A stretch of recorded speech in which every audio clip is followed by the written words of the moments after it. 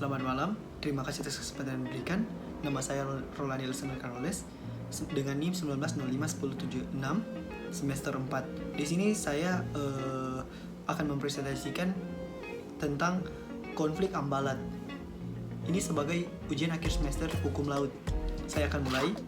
Konflik ambalat bermula sejak tahun 1969. Indonesia dan Malaysia menandatangani perjanjian tapal batas landas kontinen pada tanggal 27 Oktober 1969. Indonesia meratifikasi perjanjian tersebut pada tanggal 7 November 1969. Malaysia memasukkan ambalat ke dalam wilayahnya pada tahun 1979 secara sepihak. Klaim Malaysia atas ambalat waktu menuai protes negara-negara tetangga seperti Singapura, Filipina, China, Thailand, Vietnam, dan Inggris. Setelah keputusan ICJ pada tahun 2002, konflik blok ambalat semakin mencapai eskalasi. Malaysia terlibat beberapa kali pelanggaran kedaulatan wilayah Negara Kesatuan Republik Indonesia. Pada 16 Februari 2005, Malaysia secara sepihak mengumumkan bahwa blok ND6 dan ND7 merupakan konsesi perminyakan baru yang dioperasikan oleh Shell dan Petronas Carigali. Padahal wilayah tersebut merupakan wilayah yang bertumpang tindih dengan wilayah Ambalat dan Ambalat Timur. Malaysia juga melakukan pengejaran terhadap kapal nelayan Indonesia. KD Sri Melaka mengejar dan menembak KM Jaya Sakti 6005, KM Irwan dan KM Wahyu di Laut Sulawesi pada tanggal 7 Januari 2005. Sampai dengan tahun 2012, berdasarkan data yang berhasil dikumpulkan, telah terjadi sekitar 475 kali pelanggaran yang dilakukan Malaysia baik lewat laut, darat, dan udara dengan perincian sebagai berikut. Yang pertama, tahun 2005 ada 38 kali pelanggaran. Tahun 2006 ada 62 kali pelanggaran. Tahun 2007 ada 143 kali pelanggaran. Tahun 2008 ada 104 kali pelanggaran. Tahun 2009 ada 25 kali pelanggaran. Tahun 2010 ada 44 kali pelanggaran. Tahun 2011 ada 24 kali pelanggaran. Tahun 2012 ada 35 kali pelanggaran. Setelah lama bertikai, konflik ambalat mulai mendapatkan titik perdamaian.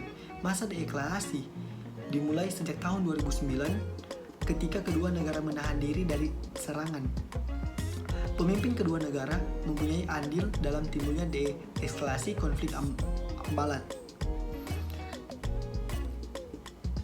Presiden Indonesia Susilo Bambang Yudhoyono dan Perdana Menteri Malaysia Abdullah Ahmad Badawi berusaha untuk mencegah adanya konflik di antara kedua negara. Presiden Susilo Bambang Yudhoyono memiliki beberapa pertimbangan dalam menjalin hubungan damai dengan Malaysia pasca sengketa ambalat. Pertama, Indonesia dan Malaysia memiliki kedekatan budaya dan sejarah yang telah terjalin ratusan tahun lalu serta perlu dijaga. Kedua, hubungan bilateral antara kedua pendiri ASEAN adalah pilar penting bagi ASEAN dan membantu perkembangannya yang pesat. Ketiga, 1,2 juta penduduk Indonesia di Malaysia, termasuk diantaranya 13.000 pelajar Indonesia, merupakan aset berharga kedua negara. PM Malaysia Abdullah Ahmad Badawi sendiri memperkenalkan konsep Islam Hari. Dalam konteks hubungan internasional, Islam Hadari menekankan adanya menghormati hukum internasional, kedaulatan negara, institusi internasional, dan integrasi wilayah. Dalam kaitannya dengan konflik, Islam Hadari mengajarkan untuk mengutamakan negosiasi dan mencegah adanya penggunaan militer. Indonesia tetap berpegang pada peraturan UNCLOS yang menentukan bahwa batas landasan kontinen dihitung sejauh 200 mil laut dari garis pangkal dan zona ekonomi eksklusif suatu negara juga diukur sebesar 200 mil laut. Lebih dari itu, Indonesia mengawali konsep negara kepulauan melalui Deklarasi Juanda 1957, kemudian memperjuangkan konsep yang ada di dalam Deklarasi Juanda ke dalam forum UNCLOS sehingga batas landas kontinen 200 mil dapat diakui secara internasional. Indonesia dalam kasus ambalat tetap berpegang pada posisinya yang memasukkan ambalat sebagai wilayah Indonesia. Ambalat merupakan kelanjutan alamiah dari lempeng benua Kalimantan. Letaknya pun masih di dalam 200 mil dari garis dasar. Fakta inilah yang menguatkan bahwa ambalat berada dalam kedaulatan Indonesia.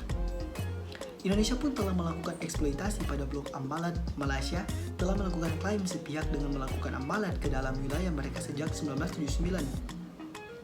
Malaysia sendiri menyebut ambalat sebagai Blok Ende 6 dan Ende 7.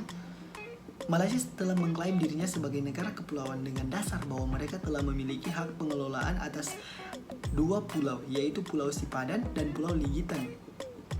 Kedua pulau tersebut jatuh ke tangan Malaysia berdasarkan keputusan akhir ICJ nomor 102 tahun 2002.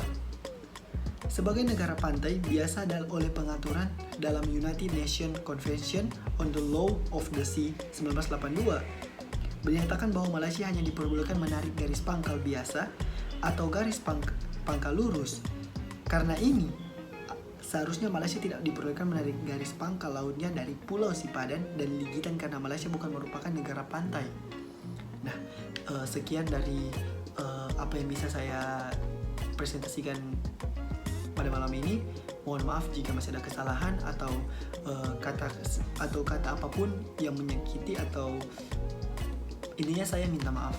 Terima kasih.